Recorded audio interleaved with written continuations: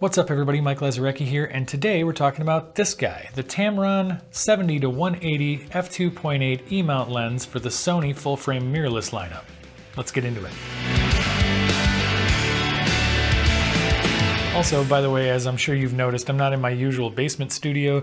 I'm on vacation right now. I figured I'd make this video while I had an opportunity. So yeah, if there's any kind of weird noises in the background, that's why. It's not my usual space, but I didn't think you guys would mind. So let's move on. So the Tamron 70-180 F2.8 is a kind of standard telephoto zoom lens for the Sony E-mount full frame system. And it's a lens that mixes really great value with pretty excellent performance with a few compromises. But does the image quality and the competitive pricing actually make this lens worth it? Hang around to the end of the video and I'll tell you what I think.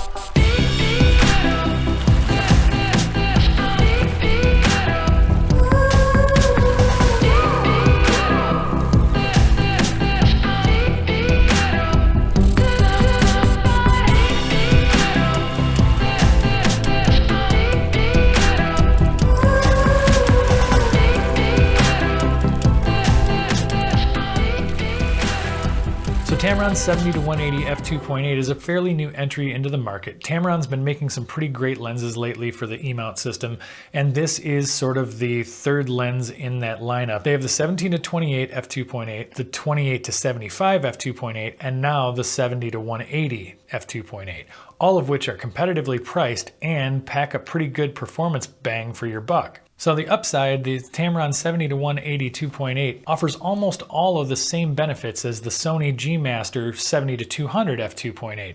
Obviously, with almost the same zoom range, we're missing about 20 millimeters on the long end, but with that same wide aperture, which really allows you to use this lens in an enormous variety of different situations. What's even better is it gives you all of that functionality for less than half the price of the G Master lens, coming in at only $1,200, when the G Master lens comes in at $2,700, I believe. Now, to be fair, I have not compared this lens side by side with the Sony G Master 70-200. So if you're looking for a comparison between those two lenses, you're out of luck. That's not what this video is.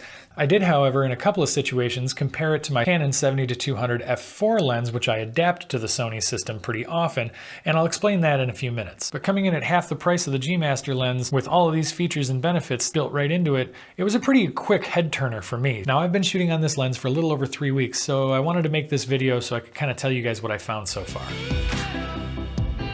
Now, first off, on the more photography-focused side, I think most people are going to be very happy with this lens. It's very quick to focus in autofocus mode. You have that nice wide 2.8 aperture that you can use in a variety of lower light situations, and to be honest, the lens stays acceptably sharp all the way up to that 2.8 aperture. The autofocus is really snappy and does very well integrating itself into the Sony autofocus system. In continuous, it does a really great job tracking. In fact, during one of my outings with this lens, I was lucky enough to spot a couple of osprey flying around, and I was able to snap some shots with this lens, and it worked very well with the continuous autofocus while tracking those birds. During that time shooting, I only really found 2 frames out of about 60 that were out of focus. So it keeps up extremely well with the Sony continuous autofocus. Now, this is not exactly the ideal lens for that kind of thing. I would expect to be shooting on something more like a 400mm lens at least for shooting wildlife like that, but this thing held up pretty well. One of the things that I did think was a little bit disappointing, and I initially attributed it to the lens, was the clarity and sharpness at that full zoom range seemed to be a little bit fuzzy.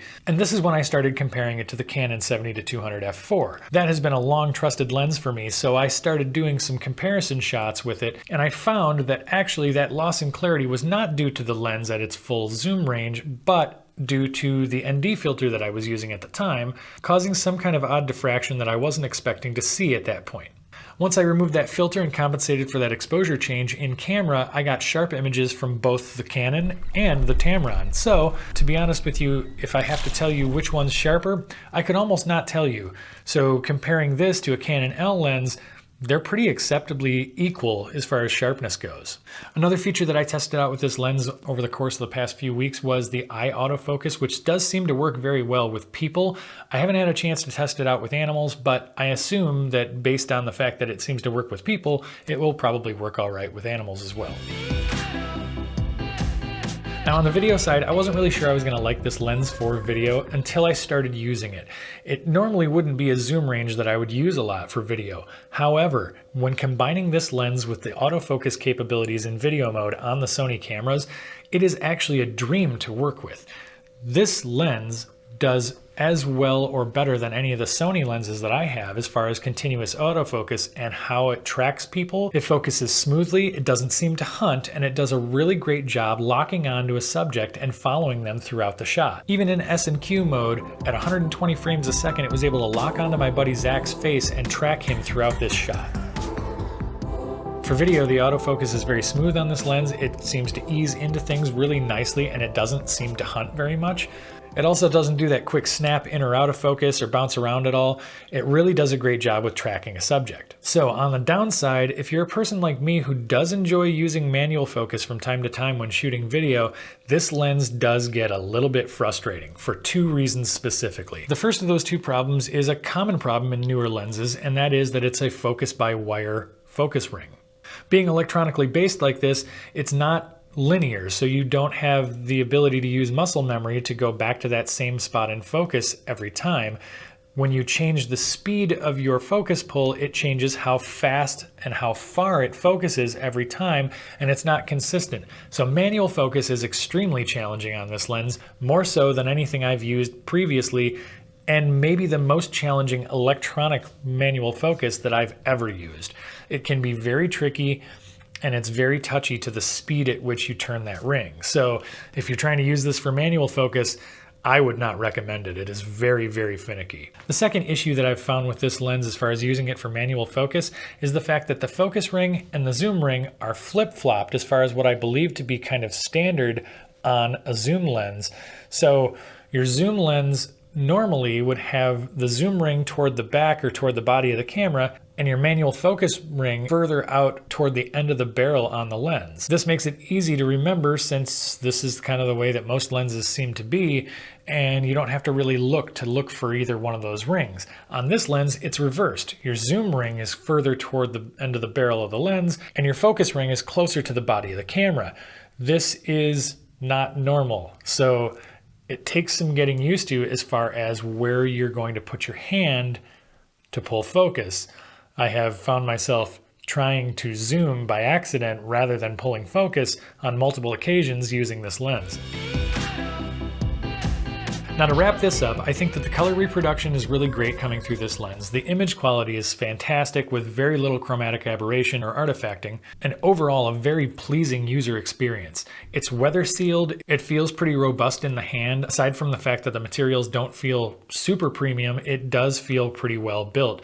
It's not lightweight, it's pretty heavy, so it feels pretty substantial. Now to answer my question as to whether or not I think this lens is a good value, I think the answer is yes. This is an excellent lens. It has a wonderful zoom range, excellent image quality, and for what you're paying for it, you're getting way more than half the lens of a Sony G Master for under half the price. Now, whether or not it's going to fit into your workflow or your lens needs, that's entirely up to you. But personally, I think that this lens is an excellent choice for anybody who's looking for that longer zoom range and a lens that can perform extremely well for video autofocus. This is a great lens and a great value.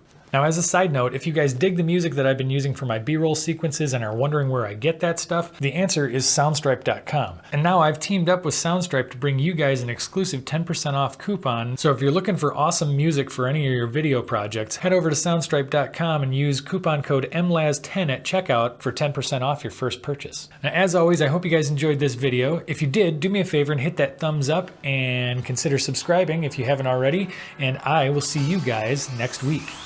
Later.